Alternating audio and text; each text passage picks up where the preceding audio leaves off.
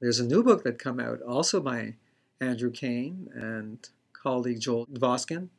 And Dr. Dvoskin is also on the board of the journal. And he's one of the presenters with me at the APA Continuing Education Workshop that we will be having this summer in Washington. And it's a practice-oriented book for the personal injury context. And these authors extol the value of the MMPI-2 and how it meets the Dober criteria. For example, in the MMPI-2, there is a scale called the FP scale, and the research, according to them, indicates that it is particularly useful. There's another scale in the MMPI-2 that is more controversial and not universally accepted, and the research is increasingly showing that it has some value. But that research is ongoing, and that scale is the FBS. Now, we've had an exchange in the journal Psychological Injury and Law by Jim Butcher and colleagues and by Yossi Ben Porath and colleagues about the reliability and the validity of the FBS. And as editor of the journal, I took the stance that the reader should decide on the scientific merits of the FBS after the authors presented their cases and after they had exchanges back and forth about their original arguments. And I still maintain that stance.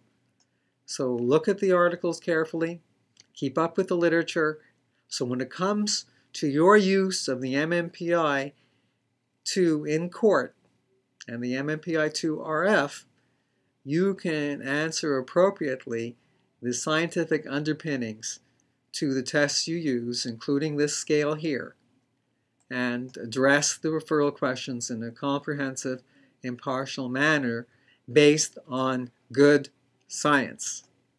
So please read this exchange in our journal, and please keep up to date in whatever way necessary on the science behind this test and all the tests that you use. And that is critical for good practice in the area.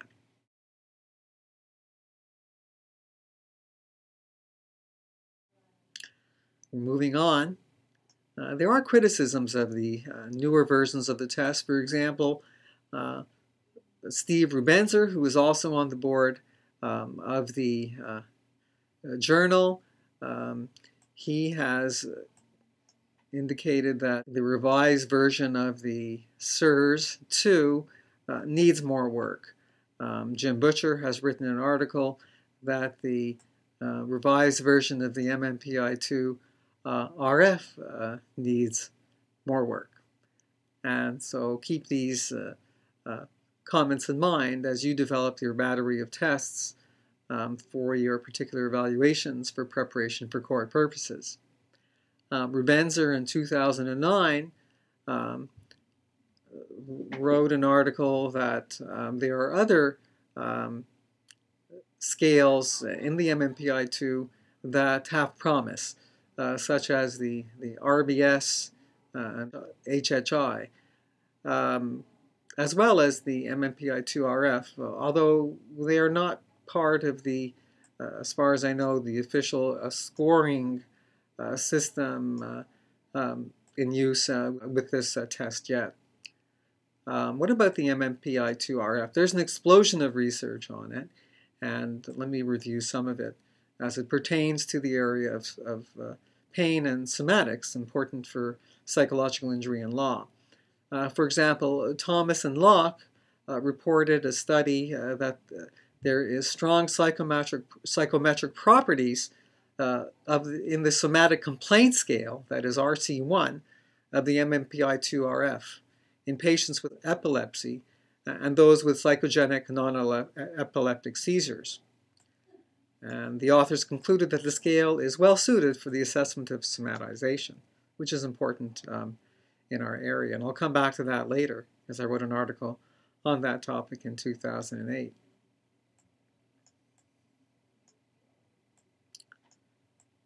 How do we end up this area of testing? The assessor should use tests in the forensic context only when their reliability, validity, sensitivity, and specificity, the various psychometric properties, have been adequately established.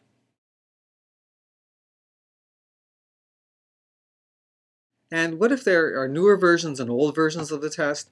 Perhaps we can use them both and extract the information that helps the case in hand from both tests and see them as complementary until the newer version has shown it and proven its mettle in terms of reliability, validity, and wider forensic use.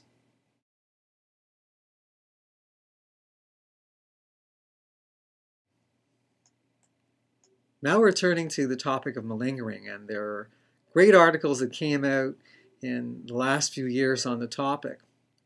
For example, Heilbronner and colleagues in 2009 developed a consensus statement on neuropsychological assessment of effort, response bias, and malingering. And it is important that we understand what neuropsychologists are doing in this area as they assess response bias in all its variations.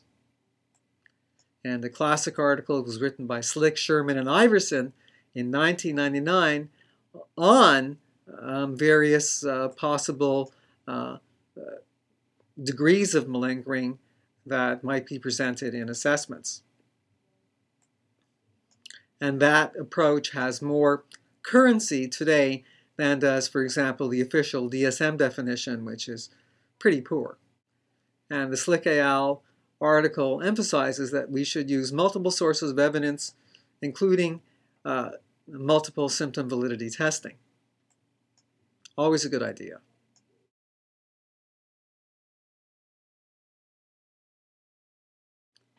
Another article came out by McGrath and colleagues, but they indicated that there's too much source of error variation in applied assessments with respect to tests of response bias.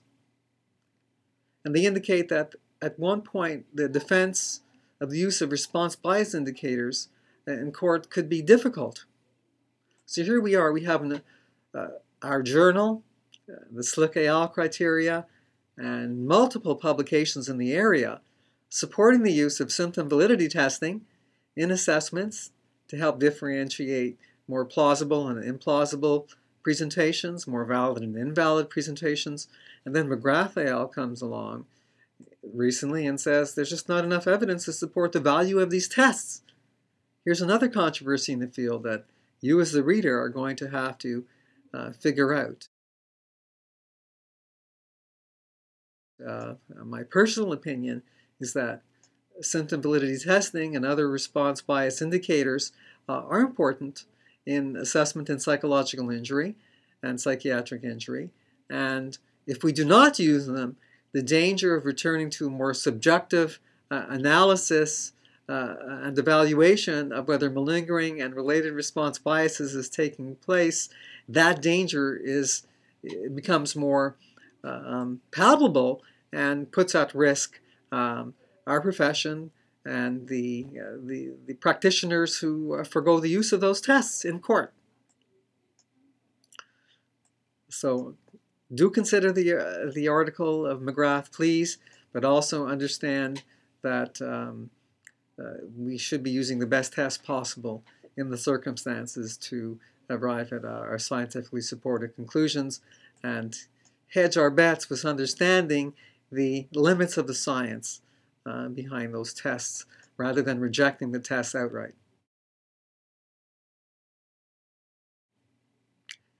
Nelson et al.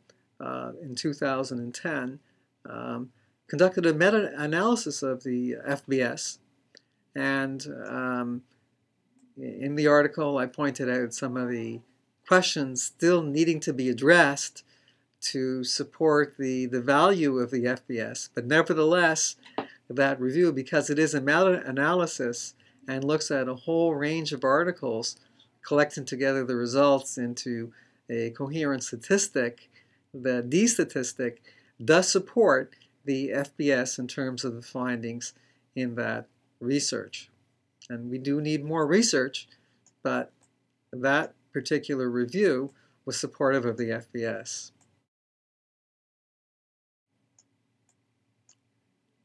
And in the next slide, I indicate, despite the research on these various tests, there is no one test that is a gold standard that can be used in detecting malingering in our area. So it is best to have a battery of symptom validity tests, standalone tests, embedded scales related to the detection of malingering and related response biases, a good quality comprehensive interview, examining all types of records from the military to school to work, and everything else that forensic psychology teaches us to undertake comprehensive and partial evaluations. Please do not rely just on one test without considering all the data gathered in arriving at judgments of the validity and truth value of the presentations in your assessments.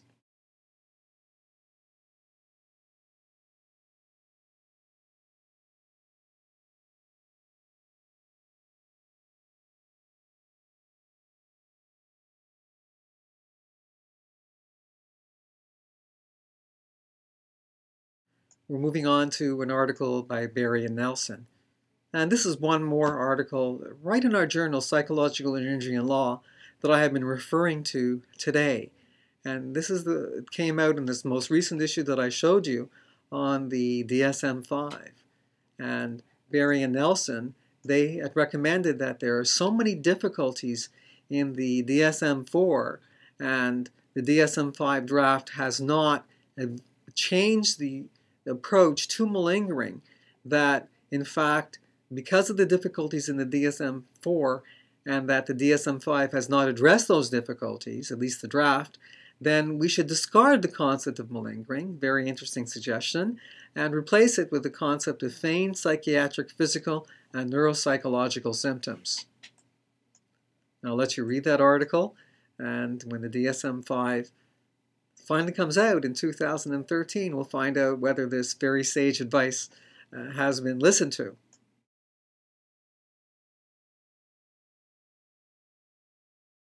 We're into the topic of disability now.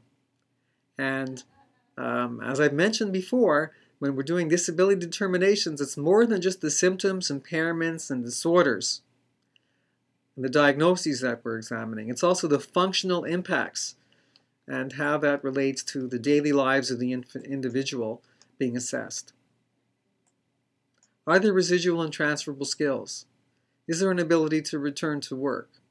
Does the ability to return to work depend on modified part-time duties and other supported accommodations?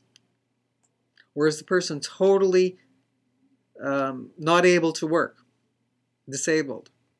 Or is the person just partially disabled, or disabled only from jobs with respect to their his or her training, education, and experience, but might be able to do other less demanding jobs? All these questions are ones that might come up in the referral question, and the psychologist or other mental health professional should be aware of the type of referral questions related to disability and how to approach the assessment of those referral questions. But also keep in mind those questions might be beyond the scope of your own training, education, and experience, and you might have to limit yourself to the diagnoses, the impairments, etc., and have other people examine the work and related disabilities.